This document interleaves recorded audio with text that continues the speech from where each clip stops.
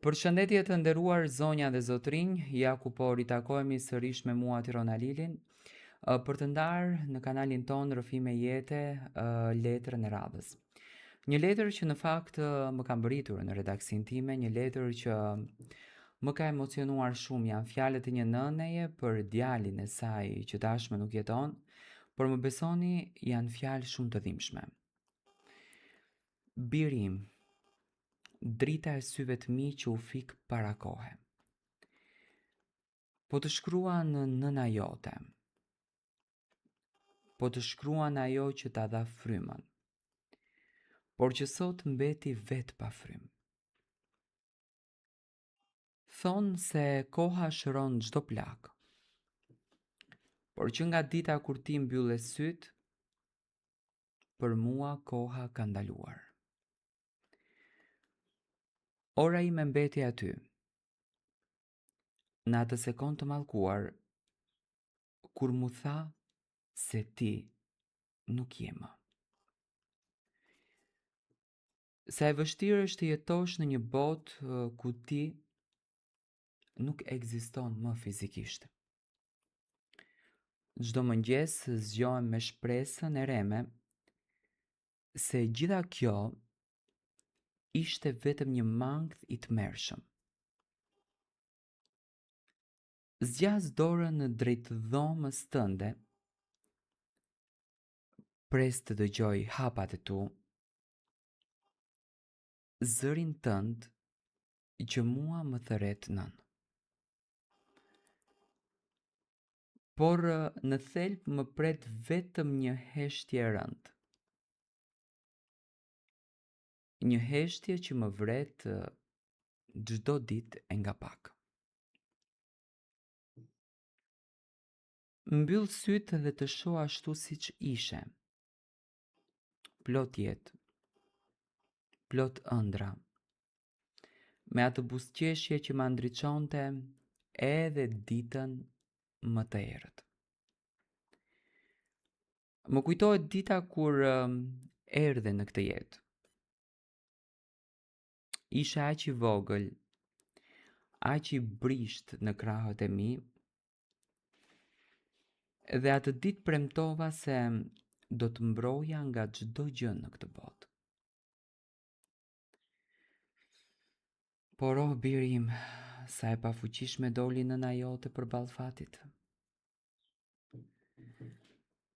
Sa e pafuqishme përballë vdekjes që të mori nga unë.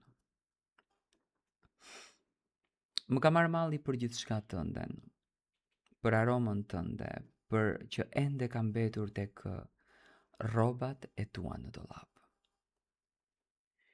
Ndonjëherë shkoj marrë në krah dhe i shtrëngoj pas vetes, duke qarë me dënes, me shpresën se do të ndjej qoftë edhe një sekond ngrohtësinë tënde. Më ka marrë malli për bisedat tona, për plane që bënim për të ardhmen. Ti kishe aq shumë për të dhënë, aq shumë ëndra për të realizuar. Pse ti biri?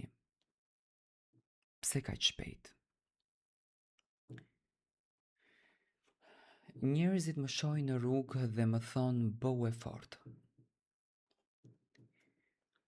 Por si mund të jem e fort në një pemë që i kanë prerë të gjitha rënjët? Ti ishe rënja ime, ishe arsyeja pse unë merrja frymë. Askush nuk e kupton dhimbjen e një nëne që përcjell fëmijën e saj në banesën e fundit. Nuk është ajo rënditja e natyrës. Biri im, ishe ti ai që duhej të më përcjellje mua, dhe jo unë ty. Tani çdo vizitë e imja te ti është e lidhur me një pllakë mermeri të ftohtë. Atje ulem të flas, të tregoj se si shkoi dita, pastroj lulet edhe të kërkoj shumë falje. Falje që nuk munda të shpëtoja, falje që unë vazhdoj të jetoj, ndërsa ti prehesh në dheun e zi.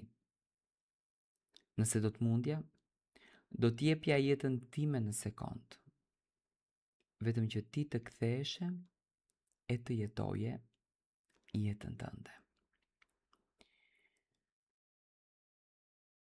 Ditët kalojnë, por dhimbja nuk zvoglohet. Ajo thjesht ndryshon formën. Ajo kthehet në një mall që më djeg gjoksin çdo natë. Kur bie nata dhe gjithë bota fle, unë rizgjuar edhe shikoj qiellin. Kërkoj yllin më të ndritshëm dhe mendoj se ai ylli je ti, që më shikon nga lart, që kujdesesh për nënën tënde të thyer. Dua të më premtosh diçka, ëngjulli im i bukur. Nëse më sheh duke qarë, mos u mërzit. Mos u mërzit për mua. Këto lot janë e vetmja mënyrë se si shpirti im komunikon me tëndin tani. Janë lot dashurie. Janë lot malli të pashuar. Unë do të vazhdoj të jetoj këtu, me gjysmën e shpirtit që më ka mbetur, vetëm për të mbajtur gjallë kujtimin tënd. Emri do të përmendet çdo ditë në shtëpinë tonë. Dashuria jote do t'jetë udhërrëfyesi im deri në ditën kur Zoti të më thrasë edhe mua. Nuk të them lam të mirë, djaloshi im, sepse lam të mirat janë për ata që harohen. Unë të them mirupafshim. Nëna po pret me padurim ditën kur do të mbyll sytë nga kjo botë e reme dhe do t'hap krahët në botën tjetër. Atje ku ti do të më presësh. E imagjinoj atë moment çdo sekond. Do të shtrëngoj aq fort se asgjë dhe askush nuk do të mund të na ndaj më kurrë. Do të jemi sërish së bashku për jetë. Deri atëherë fli i qetë me ëngjujt drita ime. Je gjithmonë me mua, në çdo rrahje të zemrës time të lënduar. Të do nëna pafund deri në frymën time të fundit. Në fakt kjo letër e dhimbshme ishte shkruar nga kjo nën.